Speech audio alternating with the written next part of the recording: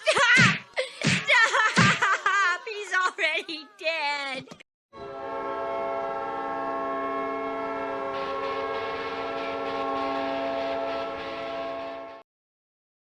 We lost 7-1 to the Montreal Canadiens last season. We lost 7-1 to the Minnesota Wild this season. And now we've lost 7-1 to the Colorado Avalanche. You see, bad teams that are some of the worst teams in the league that we ever see. Arizona, Colorado a few years ago. All the other teams that we've seen. Buffalo, the list goes on. Edmonton, those years they tanked. How many times did they lose 7-1 in a row like that? Like, it's crazy to me.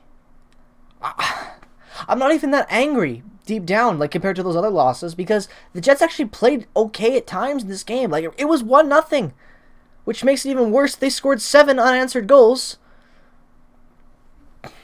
I don't even know what else I can say about this game. It's rough. Like, I have the notes. I always do. I always write down my thoughts as we go through these games. Actually, you know what? I should say, what's up, everybody? Welcome back to Recap Reaction, Game 33 out of 82 for the Winnipeg Jets 2021-2022 season. This is Recap Reactions. And welcome back. If you're new to the channel, subscribe. If you're watching because you saw Jets lost 7-1, enjoy my pain, I guess. So with that being said, subscribe regardless of the team that you root for. Follow me on Twitter and Instagram. And let's jump into this because this is just pure pain. Pure pain, because the Jets start this game off pretty good. Mark Scheifele, within the first 2 minutes, almost 3 minutes of the game, makes it 1-0 on the power play from Andrew Kopp and Neil Pionk. A really good play, great setup, good opportunistic scoring, and good heads-up play by Mark Scheifele to approach that rebound and put it in. He made a great play. I really like that goal. I thought this was going to be a good game. And then obviously Nazem Kadri ties it for the Avalanche, and it's 1-1. And honestly, the first period, that's all I need to say. It was a pretty good first period. Like, the back and forth, we both score a goal. I have some optimism going into this game. Second period's coming up. I'm excited for it. I was texting Zach from the No Hockey Podcast saying that I actually think this is a really damn good game. I'm pretty impressed. I don't really care about the score. That fell apart really quickly. Gabriel Landeskog kicks it off 5 minutes into the second period. He makes it 2-1. A really good goal there on the power play from Rantanen and McKinnon. That line tonight was just buzzing. I believe they had like 13-plus points or something like that, if I'm not mistaken. They were insane tonight. And then Mikko Rantanen, moments later, puts it back in the net. His 11th of the season from Rantanen and from McKinnon and Landeskog. I'm twisting up the assist there from the other goals on my notes, but nonetheless, you guys know what I'm talking about. And, you know, you're like, okay, you know what? I'm still thinking the Jets have a good play. Because the Jets have been good. Like, the Jets were not terrible tonight. This was not a loss where it was like, oh, we were horrible all game long. Like, the league kind of just crept up on them. And they played a okay third at times, too. But when it mattered, Connor Hellebuyck had no rebound control tonight. At first, with these 3 goals being scored in the second period from Gabriel Landeskog, Mikko Rantanen, and Landeskog for a second of the night, those 3 goals and the Kadri goal to an extent were all really bad rebound goals. You know, really, Hellebuyck out of position, a really good save, an initial save, the rebound comes out, perfect positioning by Colorado on the rebound control, and they put it in. Hellebuyck can't be ready the whole time, but after a while, you started to realize that it wasn't Hellebuyck getting bad luck with his rebounds control. He just didn't have any rebound control tonight. He was terrible. He was throwing the puck up like a pinball machine constantly. It was just hard to watch. Like, your team obviously is not containing pucks and not winning the battles in front of the net. Why are you constantly kicking out these rebounds? Like, he had one of his worst nights of the season tonight. A lot of this was on Connor Hellebuyck because the team at times played okay. But Colorado obviously came in a much better team. They came in more ready, more composed. But at the end of the game, it was still 1-0. The Jets had opportunities to be better in this game, and they failed. And this is something that we see constantly. This team just not showing up and not being ready. And we're like, oh, we're a good, like Mark Scheifele in his postgame, we're a good team, but we just didn't show up, and Colorado did, and they were the better opponent. How are you a good team if you lost 7-1 already in the same season and had a coaching change? Like, we have these moments where we look okay. You know, St. Louis, that was a good win. The 2.5 weeks off because of COVID and the holidays. You come back and you play a good game against Vegas, Then you have a 3-1 win over the the Arizona Coyotes. You know, you're looking okay. The Coyotes aren't obviously a very NHL caliber team, but they're still an NHL team, and you won. That's all that matters. You come into tonight. I know there's the altitude stuff, and you have Pionk, you had some COVID cases, today. I just don't understand it. I don't get this. And Cole Perfetti again as well. Cole Perfetti tonight, he barely played. Like, I don't understand. Why are we bringing Cole Perfetti? Like, everyone's saying, oh, Cole Perfetti is not NHL caliber, right? Blah, blah, blah. He played 10 minutes of ice time, and most of that came in nothing minutes when the game was already out of reach. And not to mention, he got headhunted by, I believe it was McDermott.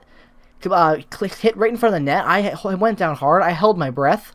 Like, how are we going to know if this kid's NHL caliber, which he obviously is because he was one of the best players out there in 10 minutes, if we're not going to use him more? Like, I love seeing Christian Vesalainen going on that first line tonight, and he had a great game. Christian Reichel and Christian Vesalainen both had great games tonight. They're probably some of the only standout performances. They were out there giving it all on every single shift. Like, how those guys are going to play hard, and that's great. And I love seeing Vesalainen playing on that first line as well, too. It looked great. But if that's at the sacrifice of Cole Perfetti not getting any minutes, I don't agree with that. Why is Cole Perfetti on a checking line when he's got more skill than half of the top six tonight in the later part of this game?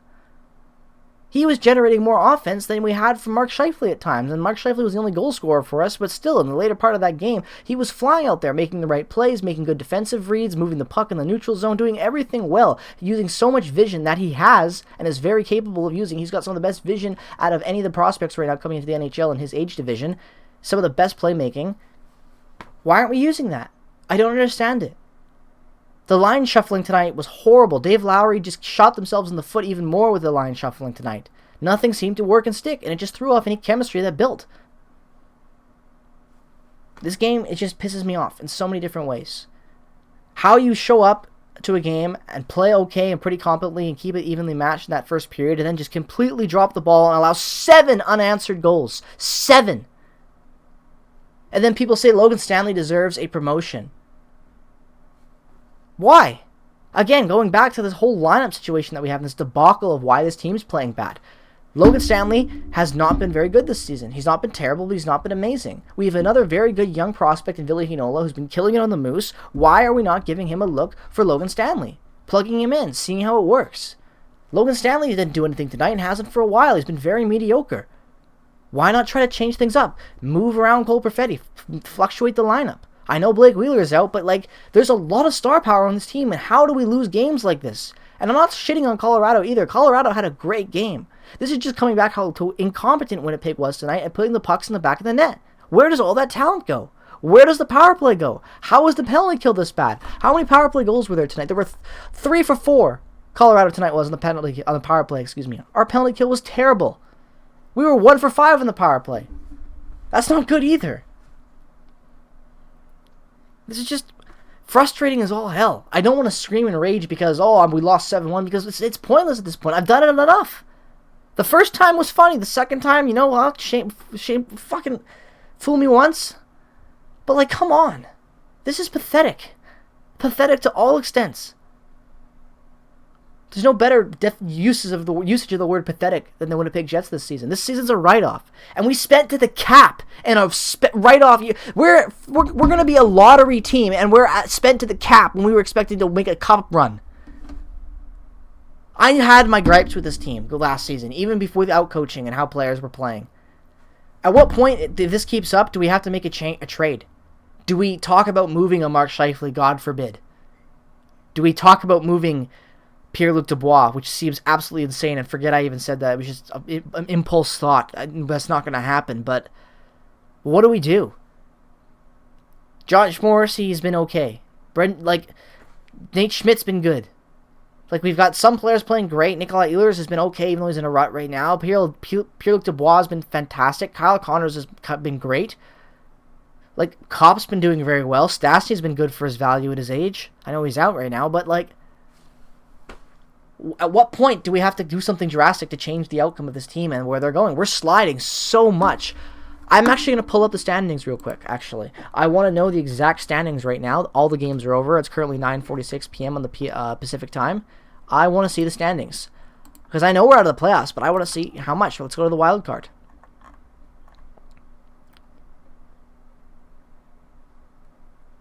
Here we go. We are right now...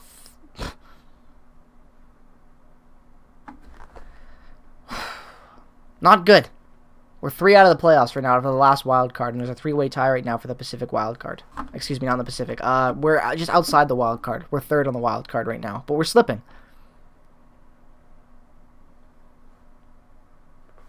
How long until this, like, it's just frustrating at this point. I don't even know what else to say. Like, I try to make these, have some fun takes and some analytical looks and, taking a look at the team. But in a game like this, what's the point? Like, I've said it all before. Everything that's been a constant complaint and gripe that I've had with this club, it's just been present again tonight. Like, Dave Lowry is not doing enough to, change this team. And I know we've been playing okay, but, like, you can't justify a loss like this. Especially when you showed up in the first. What's your reasoning? It's just pathetic loss. And I feel like I've talked enough about it already, and I don't deserve to give them any more time than that.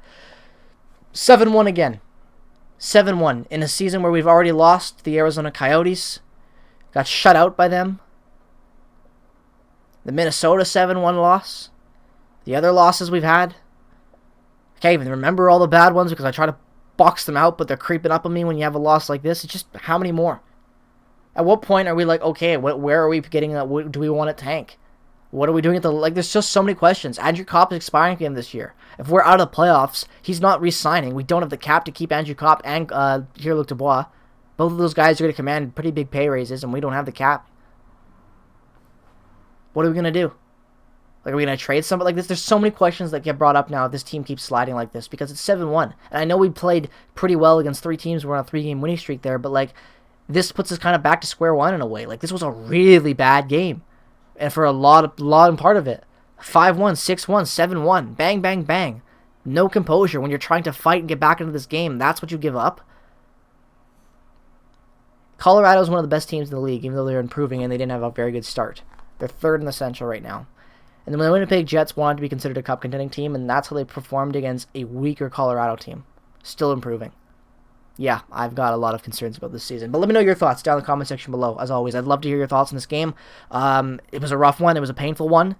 And we got through it. But at the end of the day, we have a lot of questions going into this next couple games and this stretch and with everything else. And also, I know there's been all that news about Saskatchewan. That's going to be coming out with a video tomorrow morning. So it'll be mixed in your sub box. So turn on notifications if you haven't already. I'll be covering the news about the Winnipeg Jets possibly playing some home games in Saskatchewan. Yeah, I know. Very crazy. But nonetheless, stay tuned for that video. It'll be out later tomorrow.